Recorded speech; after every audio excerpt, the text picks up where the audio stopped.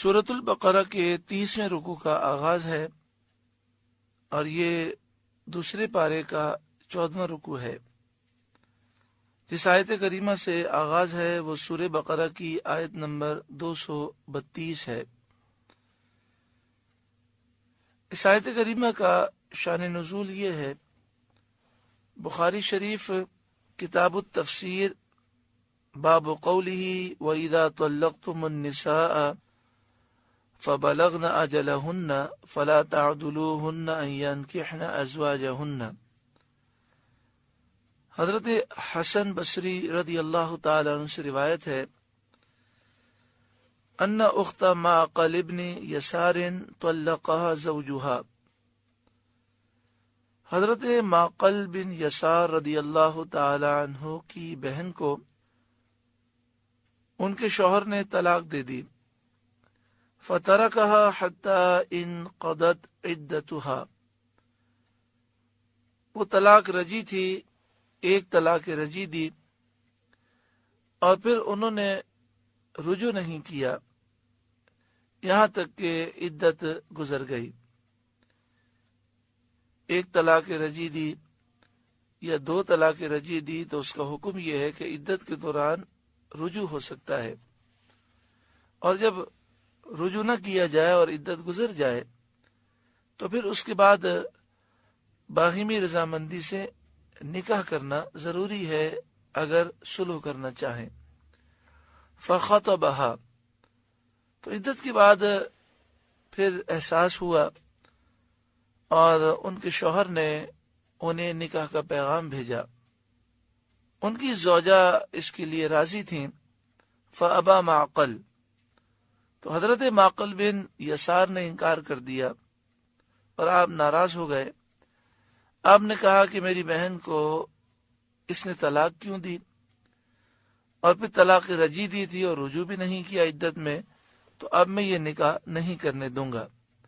فنزلت، تو یہ آیت کریمہ نازل ہوئی اور ارشاد فرمایا وَإِذَا طَلَّقْتُمُ النِّسَاءَ، اور جب تم عورتوں کو طلاق دو، فَبَلَغْنَ أَجَلَهُنَّ، اور ان کی میعاد پوری ہو جائے، عدت پوری ہو جائے،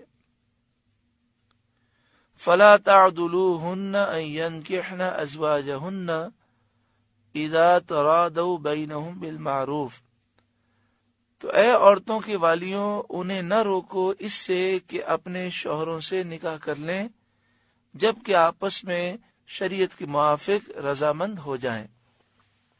اس آیت کریمہ میں یہ منع کیا گیا کہ جب کسی عورت کو طلاق ہو گئی اور اس نے عدت گزار لی، اب وہ دوبارہ نکاح کرنا چاہتی ہے اور وہ باہمی طور پر رضامند ہیں، ایک طلاق رجی ہو یا دو طلاق رجی ہوں، یا ایک طلاق بائن ہو یا دو طلاق بائن ہو، تو بغیر حلال شرعی کے نکاح دوبارہ ہو سکتا ہے۔ تو اے عورتوں کے والیوں، تم انہیں نہ روکو۔ جب یہ آیت کریمہ نازل ہوئی تو حضرت معقل بن یسار نے اپنے سر کو جھکا لیا اور کہا کہ میں اللہ کے حکم پر عمل کروں گا اور میں رکاوٹ نہیں بنوں گا۔ یہ اللہ والوں کی شان ہوتی ہے کہ جب ان کے سامنے قرآن کی آیتیں پڑھی جائیں اور جب انہیں مسئلہ بیان کیا جائے تو فوراً وہ جھک جاتے ہیں۔ تو یہ آیت کریمہ جیسے ہی نازل ہوئی، حضرت معقل بن یسار نے سنی، آپ نے فوراً اپنے معاملے سے رجوع کر لیا۔ ہمیں بھی چاہیے کہ ہم جب قرآن پاک کی آیات سنیں، قرآن کا مسئلہ سیکھیں، تو فوراً اپنی غلطی کا احساس کریں اور اپنے معاملات کو درست کر لیں۔ ذَلِكَ يُوعَظُ بِهِ مَنْ كَانَ مِنْكُمْ يُؤْمِنُ بِاللَّهِ وَالْيَوْمِ الْآخِرِ، یہ نصیحت اسے دی جاتی ہے جو تم میں سے اللہ اور قیامت پر ایمان رکھتا ہے۔ ذَلِكُمْ أَزْكَىٰ لَكُمْ، یہ تمہارے لیے زیادہ ستھرا ہے، وَأَطْهَرُ، اور زیادہ پاکیزہ ہے۔ وَاللَّهُ يَعْلَمُ، اور اللہ خوب جانتا ہے، وَأَنْتُمْ لَا تَعْلَمُونَ، اور تم نہیں جانتے۔ شرعی طور پر یہ ہمیں حکم ہے کہ ہم نکاح کے معاملات میں تعاون کریں اور رکاوٹ نہ بنے۔ قرآن مجید فرقان حمید کا اسلوب یہ ہے، اسلام کا اسلوب یہ ہے کہ نکاح کے معاملات کو آسان کیا گیا اور جو غلط کام ہے ان کو مشکل بنایا گیا اور اس غلط کام پر سخت سزائیں رکھی گئیں۔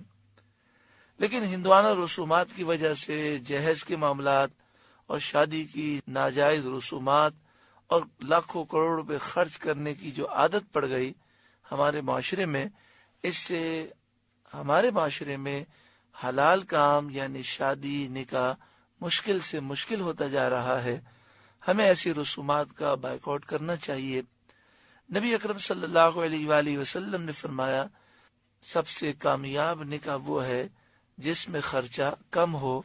اللہ تبارک و تعالی ہر ایک کو عقل سلیم عطا فرمائے۔